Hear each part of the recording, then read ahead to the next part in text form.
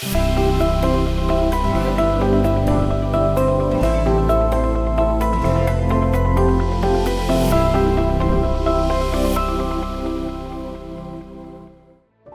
1991 का वो दौर जब भारतीय अर्थव्यवस्था हिचकोले खा रही थी। ठीक उसी समय देश में पीवी नरसिम्हा राव की सरकार इकोनॉमिक रिफॉर्म्स लेकर आई और यह वही वक्त था जब देश की बड़ी उद्योग कंपनी टाटा समूह की बागडोर रतन नवल टाटा ने संभाली थी। 28 दिसंबर 1937 को बंबई में जन्मे रतन नवल टाटा ने अपनी जन्मभूमि में ही 9 अक्टूबर 2024 को अंतिम सांस ली। रतन टाटा जो एक उद्योगपति, एक दूरदर्शी, एक मास लीडर और एक ऐसे व्यक्ति जिसने न केवल कंपनियां बनाई बल्कि ऐसे सपनों को भी साकार किया जिसने भारत को एक वैश्विक शक्ति में बदल दिया। एक असाधारण जीवन जिसने लाखों लोगों को प्रभावित किया, व्यापार, परोपकार और राष्ट्रीय गौरव की सीमाओं को पार कर आम जन के बीच अपनी पहचान बनाई। चलिए जानते हैं रतन नवल टाटा के जीवन से जुड़े कुछ अनसुने किस्सों को। बहुत कम लोग जानते हैं कि रतन टाटा को हवाई जहाज उड़ाने का शौक था और उनके पास पायलट का लाइसेंस भी था। वे पहले भारतीय उद्योगपति थे जिन्होंने F-16 फाइटर जेट उड़ाया है।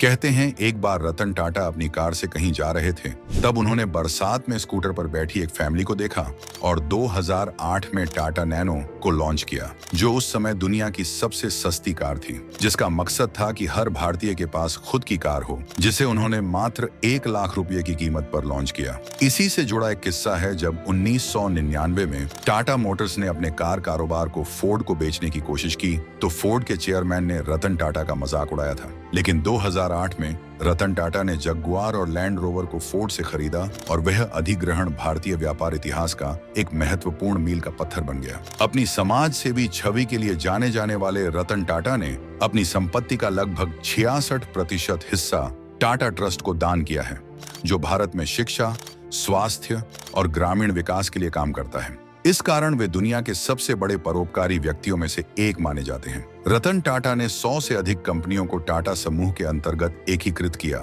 जिसमें Tata Motors, Tata steel, Tata consultancy services, Tata T और टाटा पावर जैसी बड़ी कंपनियां शामिल हैं। यही नहीं, उन्होंने कई बड़ी विदेशी कंपनियों जैसे जगुआर लैंड रोवर और टेटली का अधिग्रहण भी किया। वैसे तो रतन टाटा फिल्मों से बहुत दूर थे, लेकिन उन्होंने 2004 में आई फिल्म एतबार को प्रोड्यूस किया था।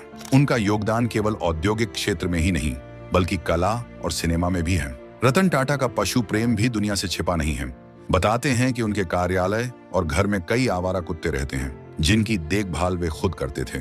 चाहे 2004 की सुनामी हो या 2020 का कोविड-19 महामारी, रतन टाटा ने हर संकट के समय बड़ी मात्रा में धन और संसाधन दान किए। कोविड के दौरान उन्होंने लगभग 1500 करोड़ रुपए राहत कार्यों के लिए दान किए।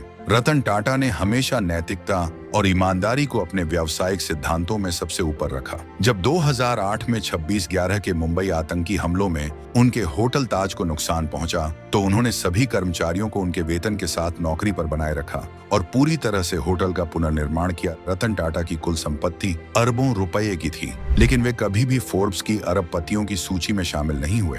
इसका कारण यह है कि उनकी अधिकांश संपत्ति टाटा ट्रस्ट के अधीन है, जो परोपकारी कार्यों के लिए समर्पित है। रतन टाटा केवल एक सफल उद्योगपति नहीं थे, बल्कि एक ऐसे व्यक्ति थे जिन्होंने अपनी दूरदर्शिता, सादगी और समाज के प्रति संवेदनशीलता से न सिर्फ भारतीय उद्योग को बल्कि समाज को भी नई दिशा दी। उनके विचार हमें हमेशा प्रेरणा देते रहेंगे।